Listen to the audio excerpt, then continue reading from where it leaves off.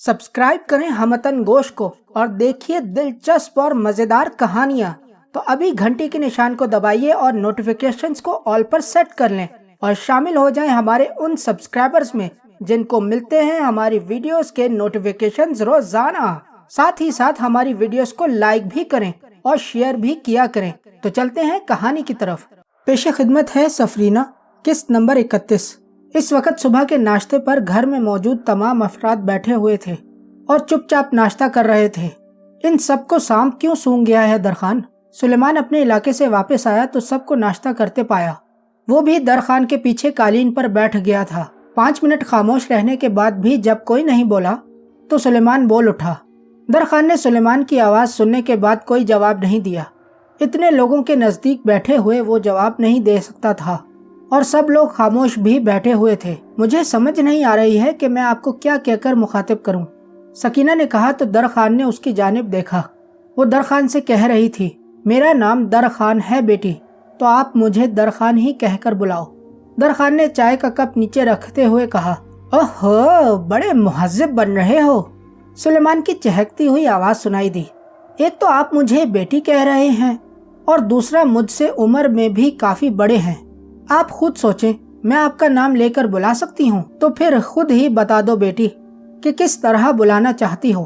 दरखान ने सवाल किया। पैदाइश से पहले ही मेरे अब्बू अल्लाह मियाँ के पास चले गए, भाई भी नहीं हैं।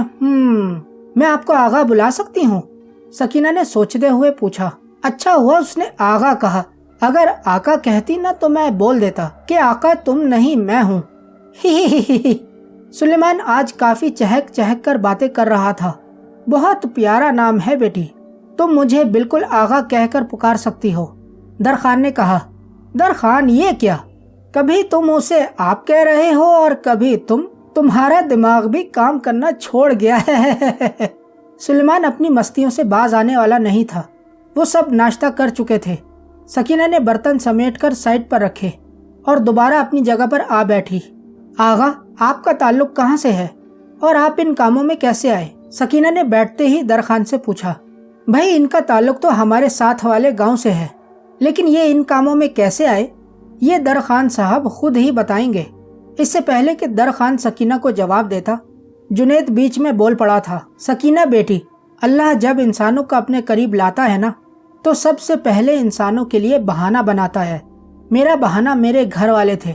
जब मेरी बीवी और बेटी ये दुनिया छोड़कर चले गए तो मैं इस भरी दुनिया में अकेला रह गया। सारा दिन यहाँ वहाँ घूमने के अलावा कोई काम नहीं था। और हाँ, उस वक़्त मैं मुसलमान नहीं बल्कि हिंदू मजहब से ताल्लुक़ रखता था। फिर अल्लाह का करना ऐसा हुआ कि मुझे एक बाबा मिले। वो अपने छोटे से घर में अकेले रहते थे। एक दिन मेरी उनसे रास्ते में मुलाकात हुई। वो अपने साथ घर का सामान ले जा रहे थे, लेकिन काफ़ी उम्र का होने की वजह से वो बोझ नहीं उठा पा रहे थे, तो मैंने सामान उनके घर ले जाने में मदद की। वहीं से मैं हर रोज़ उनके घर जाने लगा और उनके घर के सारे काम करने लगा। बाबा काफ़ी अल्लाह वाले थे।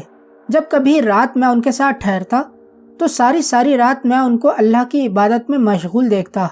बस यहीं से मुझे भी इस्लाम सीखने का शौक़ हुआ और इसके लिए मुझे पहले मुसलमान होना पड़ा। बाकी रहा कि मैं ये काम कैसे कर लेता हूँ, मुझे तो खुद भी नहीं मालूम कि मैं कैसे इन कामों में आ गया। जब बाबा फौत हो गए तो मैं उनको दफनाने के बाद वो शहर छोड़कर गांव चला गया। वहीं एक मस्जिद में मेरा खाना पीना और लेटना था। जब गांव वालों को पता चला कि मेरा इस दुनिया में कोई नहीं है तो उन्होंने मस्जिद के साथ ही मेरे लिए एक हुजरा बनाया जहां मैं अकेला रहा करता था। एक दिन मैं अपनी मामूल की इबादत में मशगूल था तो एक आदमी मेरे पास आया। उसे कोई जिस्मानी तकलीफ थी। उसने मुझसे दम करने के लिए कहा। दम करने के बाद वो तो चले गए, लेकिन अल्लाह के करम से वो रात ही में सेहतयाब हो गए। बस इसके बाद तो गांव के सारे लोग ही हुजरे में जमा हो गए। मैं उन्हें दम करता जाता, अल्लाह उन्हें शिफा देता जाता।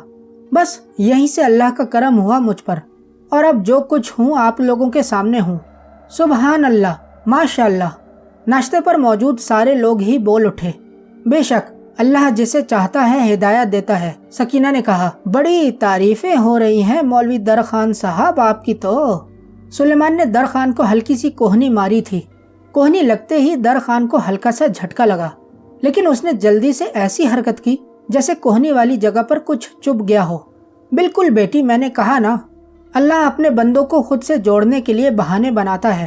اگر اللہ مجھ سے میرے گھر والے نہ لیتا اور میں اس بابا سے نہ ملتا تو ہو سکتا ہے کہ میں آج بھی اللہ کو نہ ماننے والوں میں سے ہوتا اور اپنی دنیا اور آخرت برباد کر چکا ہوتا، لیکن اب اللہ کا لاکھ لاکھ شکر ہے۔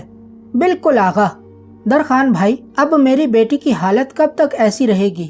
بہن، اب انشاءاللہ آہستہ آہستہ حدیقہ بیٹی ٹھیک ہو جائے گی۔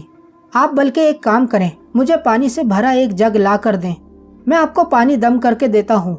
جب بھی حدیقہ بیٹی کو پانی پینا ہو تو اس جگ سے پی لیا کرے، انشاءاللہ چند روز میں یہ بھلی چنگی ہو جائے گی۔ درخان نے یہ کہا تو شکیلہ جی ابھی لاتی ہوں کہہ کر اٹھ کھڑی ہوئی اور کچن سے پانی کا جگ بھر کر لائی۔ درخان نے پانی کا جگ لے کر قرآن کی مختلف صورتیں پڑھی اور پانی کو منہ کے قریب لا کر دم کر کے شکیلہ کو واپس دے دیا۔ یہ اچھا کیا تم نے درخان کہ لڑکی کو پانی دم کر کے دے دیا۔ سلیمان نے سنجیدہ لہجے میں کہا، جنید صاحب، میرا کام تو ہو گیا ہے، اگر آپ لوگ اب مجھے اجازت دے دیں اور مجھے میرے حجرے تک چھوڑ آئیں تو بڑی مہربانی ہوگی۔ درخان نے جنید کی طرف دیکھ کر کہا۔ وہ درخان کے ساتھ ہی بیٹھا ہوا تھا۔ ارے ایسے کیسے جاتے ہیں؟ سکینہ سے تو ابھی تمہاری بات ہی نہیں ہوئی۔ سلیمان نے دوبارہ کوہنی ماری، لیکن اس دفعہ کی کوہنی تھوڑی زور سے لگی تھی، جسے درخان سمیت سب نے محسوس کیا، لیکن چونکہ درخان سے کوئی پوچھ نہیں سکتا تھا اس لیے سب ہی خاموش رہے۔ بھائی، میں تو آپ کو نہیں جانے دوں گی۔ آپ اتنی دور آئے اور ایک رات گزار کر واپس چلے جائیں گے؟ ایسے کیسے ہو سکتا ہے؟ شکیلہ بھی بول پڑی، دل تو میرا بھی نہیں چاہ رہا ہے، لیکن کیا کروں، گاؤں کو چھوڑ آیا ہوں، وہاں اگر میری غیر موجودگی میں کوئی آ گیا اور مجھے نہیں پایا تو… درخان نے جواب دیا، اگر وہاں کوئی آ گیا تو میں تمہاری شکل میں جواب بھی دوں گا اور سنبھال بھی لوں گا بس۔ سلیمان بھلا کہاں پیچھے ہٹنے والا تھا۔ ہاں درخان صاحب، ایک دن تو ہمارے ساتھ گزار لیں، پھر میں خود آپ کو چھوڑ آؤں گا۔ جنید بولا، لیکن… درخان سب لوگوں کو جواب نہیں دے پا رہا تھا۔ میں ایک بات کہوں؟ سکینہ بیچ میں بول پڑی۔ کہو بیٹی، جنید نے سکینہ سے کہا۔ آغا، آپ گاؤں بھی نہ جائیں اور یہاں بھی نہ رہیں، آپ میرے گھر چلیں، وہیں آج کی رات گزار لیں، اور شکیلہ آنٹی والے بھی آج میرے مہمان ہوں گے۔ کیوں آغا، آپ میری بات مانیں گے نا؟ سکینہ نے ایسی صلاح دی کہ سب ہی اس پر راضی ہو گئے۔ سلیمان تو بچوں کی طرح ضد کرنے لگ گیا۔ ارے اب تو سکینہ بھی بول رہی ہے مولوی صاحب، اب تو چلیں نا۔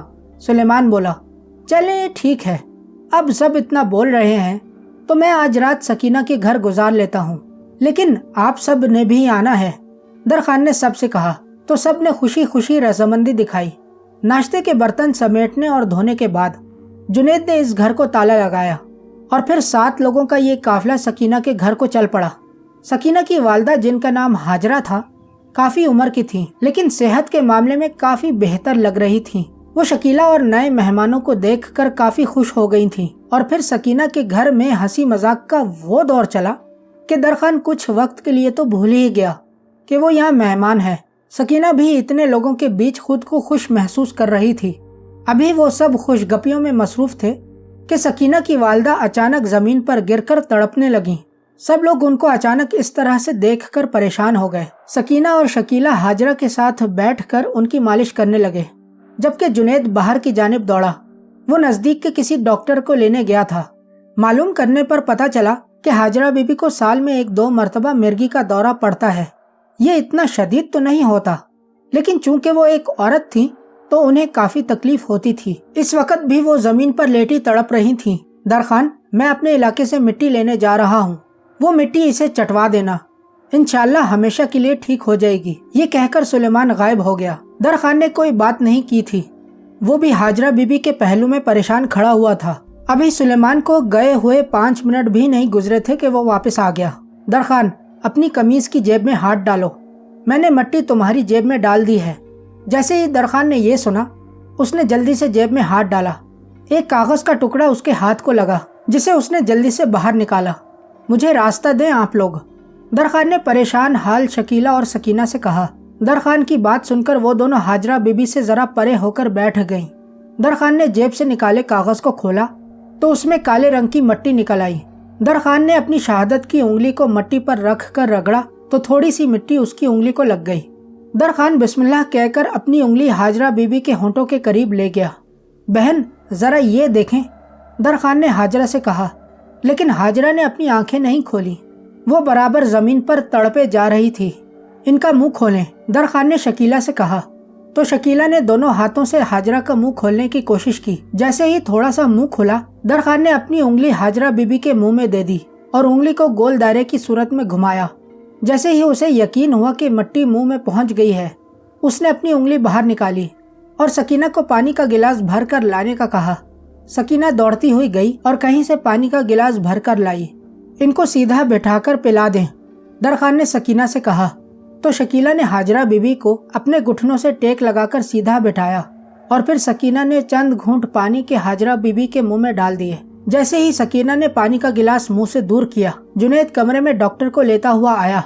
डॉक्टर ने जब हाजरा को देखा तो देखते ही समझ गया। वो घुटनों पर बैठकर अपने साथ लाया हुआ बॉक्स खोलने लगा कि हाजरा बीबी ने आंखें खोल दी। डॉक्टर जैसे ही हाजरा बीबी को चेक करने के लिए आगे हुआ, हाजरा ने उन्हें रोक दिया। डॉक्टर साहब, अब मैं बेहतर हूँ, आप तकलीफ न करें। ये मेरा पुराना मर्ज है और मैं काफ़ी जगह दिखा चुकी हूँ, लेकिन कहीं भी अफाका नहीं हुआ। आपकी मेहरबानी, लेकिन अब मैं ठीक हूँ। हाजरा बीबी की इस बात का मतलब ये था कि डॉक्टर का मेहनत करना फजूल है। अब वो ठीक हो गई हैं तो इलाज की कोई ज़रूरत नहीं है। डॉक्टर ने जब ये सुना तो अपनी चीज़ें बॉक्स में दोबारा से डालने लगा। अपना सामान डालने के बाद वो उठ खड़ा हुआ और जुनैद की हमराही में घर से बाहर चला गया। बाहर गेट पर आकर भी जुनैद ने डॉक्टर से माजरत की। इस वक्त दरखान खामोश तमाशाई की सूरत में खड़ा उनकी बातें सुन रहा था। हाजरा को सहारा देकर सोफे पर बिठा दिया गया और दाएं बाएं शकीला और सकीना बैठ गईं। बहन, अब आप मुकम्मल तंदुरुस्त हैं, इंशाअल्लाह अब आपको ये मर्ज दोबारा तंग नहीं करेगा। दरखान ने जब ये कहा तो हाजरा बीबी ने हैरानी से उसे देखा, क्योंकि वो नहीं जानती थी कि क्या हुआ था। आगा ने आपका इलाज किया है अम्मी, अब आप बिल्कुल तंदुरुस्त हो जाएंगी। सकीना ने आसान लफ्जों में अपनी अम्मी को सारी बात बताई तो वो तशक्कुर निगाहों से दरखान को देखने लगी। दरखान, इससे कहो कि रात को सोते हुए एक मर्तबा फिर इस मिट्टी को चाट ले, इंशाल्लाह फिर ये मर्ज दोबारा कभी नहीं होगा, सुलेमान ने दरखान से कहा। तो दरखान ने अपने हाथ में पकड़ा मिट्टी वाला कागज सकीना की तरफ बढ़ा दिया। बेटी, रात को सोते हुए ये मिट्टी एक मर्तबा पानी के साथ दोबारा इन्हें दे देना, मेरे अल्लाह ने चाहा तो इन्हें दोबारा ये मर्ज नहीं होगा। दरखान ने कागज सकीना को देते हुए कहा। सकीना ने कागज हाथ में पकड़कर साइड पर पड़ी दराज की टेबल में डाल दिया। भाई, आपका बहुत बहुत शुक्रिया, बल्कि मुझे तो अल्लाह का शुक्र करना चाहिए कि इसने आपको यहाँ भेजा।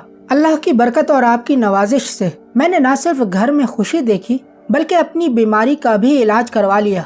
हाजरा बीबी की जान में ईंट सी पड़ रही थी, इसके बावजूद उसने हिम्मत करके दरखान और अल्लाह का शुक्र अदा किया। ये सब उस नीली छतरी वाले का करम है बहन, नहीं तो इस गुनाहगार में कोई ऐसी बात नहीं है।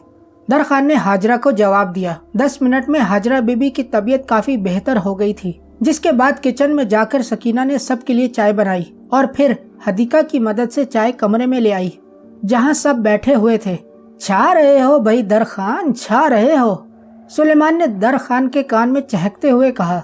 लेकिन इतने लोगों की मौजूदगी में वो कहाँ सुलेमान को जवाब दे सकता था, इसलिए खामोश ही रहा। बहन, आप लोगों की गुजर बसर कैसे होती है? मेरा मतलब आपकी या सकीना की कोई नौकरी वगैरह है? दरखान ने डायरेक्ट हाजरा बीबी से पूछा। वो हाजरा बीबी का दिमाग दूसरी तरफ लगाना चाहता था, इसलिए उसने ये बात पूछ ली। लेकिन सवाल पूछने के बाद उसे शर्मिंदगी हो रही थी कि उसने ये बात क्यों पूछी। पहले ही दिन ऐसे सवालात करने पर सकीना के घर वाले क्या सोचेंगे। लेकिन अब तीर हवा में चल चुका था। भाई, अब आपसे क्या छुपाना। जब तक सकीना का मंगेतर जिंदा था वो बेचारा महीने का राशन ला दिया करता था। फिर सकीना के अब्बू की पेंशन भी थी, लेकिन अब सिर्फ पेंशन है। इसी में हम दोनों माँ बेटी गुजारा कर रहे हैं। हाजरा बीबी ने अफसुर्दा लहजे में कहा। अल्लाह मालिक है बहन, कभी कभी अल्लाह अपने नेक बंदों के पास आजमाइश भेजता है। मेरे अल्लाह ने चाहा तो जल्द ही आप अच्छे दिन देखेंगी। दरखान अभी भी शर्मिंदगी महसूस कर रहा था। उसे समझ नहीं आ रही थी कि क्या कहे, इसलिए जो मुंह में आया बोलकर खामोश हो गया। इंशाल्लाह भाई। हाजरा ने इंशाल्लाह कहा तो सभी इंशाल्लाह बोल पड़े। एक बात कहूँ दरखान, सुलेमान दोबारा बोल पड़ा था। इस घर में जहाँ गाड़ी खड़ी होती है इसके साथ پھولوں کی کیاری والی جو دیوار ہے، کمرے کے باہر دیوار کے ساتھ ہی زمین میں ایک سونے کی دیگ چھپی ہوئی ہے۔ اگر تم ان کی مدد کرنا چاہو تو کر سکتے ہو۔ سلیمان کی یہ ایسی بات تھی کہ درخان کو جھٹکا لگ گیا، لیکن اپنے آپ کو لوگوں میں دیکھ کر سیدھا ہو گیا۔ درخان کی یہ حرکت سب ہی دیکھ رہے تھے اور نوٹ بھی کر رہے تھے۔ آغا، آپ کی طبیعت تو ٹھیک ہے نا؟ سکینہ نے آخر پوچھ ہی لیا۔ ہاں بیٹی، طبیعت بالکل ٹھیک ہے، بس کبھی کبھی ایسا جھٹکا سا لگ جاتا ہے، درخان نے جھینک کر کہا۔ اچھا، کبھی کبھی جھٹکا لگتا ہے؟ سلیمان بولا۔ ابھی بھی تمہیں سب کے سامنے نچوا سکتا ہوں درخان۔ سلیمان نے ایسی بات کہی کہ درخان سنبھل نہ سکا۔ نہیں نہیں، درخان بے دہانی میں بول پڑا۔ کیا مطلب آغا؟ سکینہ نے پریشانی میں پوچھا۔ کچھ نہیں بیٹی۔ درخان سلیمان کی اس حرکت پر جھیم گیا تھا اور اب اسے سلیمان پر غصہ آنے لگا تھا۔ جنید صاحب، میں ہاجرہ بہن کی مدد کرنا چاہتا ہوں۔ درخان نے کچھ سوچ لیا۔ کیسی مدد درخان صاحب؟ جنید نے پوچھا۔ چونکہ میں نے سکینہ کو بیٹی اور ہاجرہ بی بی کو بہن کہا ہے تو میرا دل نہیں مانتا کہ میں اپنی بہن کو اس مشکل وقت میں دیکھوں، لیکن میری آپ لوگوں سے ایک گزارش ہے کہ یہ بات یہاں بیٹھے لوگوں تک ہی رہے، کیونکہ اگر یہ بات باہر گئی تو آپ لوگوں کو ہی پریشانی اٹھانی پڑے گی۔ مجھے کوئی کچھ نہیں کہہ سکے گا، درخان نے جواب دیا۔ کیا مطلب آغا؟ سکینہ نے بھی پوچھ لیا۔ بیٹی، آپ لوگوں کے اس گھر میں خزانہ دفن ہے۔ یہ کہہ کر درخان خاموش ہو گیا۔ وہ تو خاموش ہو گیا، لیکن اس کی اس بات نے کمرے میں موجود سارے لوگوں کو جھٹکا دے دیا۔ جنید تو جیسے ہوا میں اچھل پڑا تھا۔ کیا؟ سبھی ایک ساتھ بول اٹھے۔ جی ہاں، آپ کے گھر میں ایک سونے کی دیگ دفن ہے اور میں چاہتا ہوں کہ اس دیگ کو نکلوانے میں آپ کی مدد کروں، جس سے میری بیٹی اور بہن باقی کی اپنی زندگی سکون سے گزار سکیں۔ درخان نے یہ کہہ کر سب کی طرف دیکھا۔ سب کے منہ ہی حیرت سے کھلے ہوئے تھے۔ سونے کی دیگ، یہ ایسے الفاظ تھے کہ جن کا آج کی دنیا میں سننا ہی انسان کو اچھل پڑنے پر مجبور کر دیتا ہے، لیکن یہاں یہ دیگ گھر میں دفن تھی۔ درخان صاحب، یہ کہاں پر دفن ہے؟ آخر جنید نے ہمت کر کے پوچھ ہی لیا۔ کار پارکنگ کے ساتھ کیاریوں والی جگہ پر، درخان نے مختصر بتایا۔ ہاجرہ بی بی ابھی بھی شوق میں تھی۔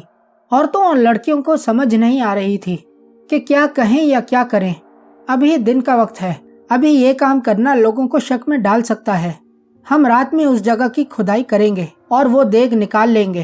درخان نے جنید کو مشورہ دیا۔ بالکل بالکل، ہم رات میں ہی یہ کام کریں گے، جنید نے خوشی میں کہا۔ بھائی، ہمیں سمجھ نہیں آ رہی ہے کہ ہم آپ سے کیا کہیں، کیسے آپ کا شکریہ ادا کریں۔ جس طرح سے آپ نے حدیقہ بیٹی کو ٹھیک کیا، اس کے بعد میرا علاج کیا، اور اب یہ یقین جانے میری نظر میں آپ انسان نہیں ہیں، فرشتہ ہیں، فرشتہ۔ ہاجرہ بی بی کی آنکھوں میں آنسو آ گئے تھے۔ بہن، اب ایسی بات کہہ کر مجھے شرمندہ تو نہ کریں۔ میں نے کہا نا، آپ میری بہن کی جیسی ہیں، اور یہ سکینہ تو میری بیٹی ہے۔ میں نے اسے بیٹی کہا ہے، تو کیا میں آپ لوگوں کے لیے اتنا بھی نہیں کر سکتا؟ ویسے بھی میں نے کچھ نہیں کیا ہے۔ یہ دیگ یا جو بھی ہے آپ کے گھر میں دفن ہے تو آپ کا حق ہے۔ میں نے آپ لوگوں کو آپ کا حق دیا ہے، بس اتنا ہی تو کیا ہے۔ درخان یہ کہتے کہتے اپنا سر جھکا چکا تھا۔ وہ ہاجرہ بی بی کی بات سے دل ہی دل میں گر گیا تھا۔ وہ جانتا ہے کہ وہ ایک گناہگار انسان ہے، لیکن اس کے باوجود بھی اللہ نے اس کا پردہ رکھا ہے۔ اب لوگوں کی نظر میں اسے اتنا اونچا کر دیا ہے کہ اگر اس کے دل میں ذرہ برابر بھی غرور آ گیا تو وہ ایسا گرے گا کہ کبھی اٹھ نہیں پائے گا۔ ایک منٹ، یہ کہہ کر درخان اپنی جگہ سے اٹھا۔ سارے لوگ ہی اسے دیکھ رہے تھے۔ انہیں سمجھ نہیں آ رہی تھی کہ درخان کو کیا ہو گیا ہے۔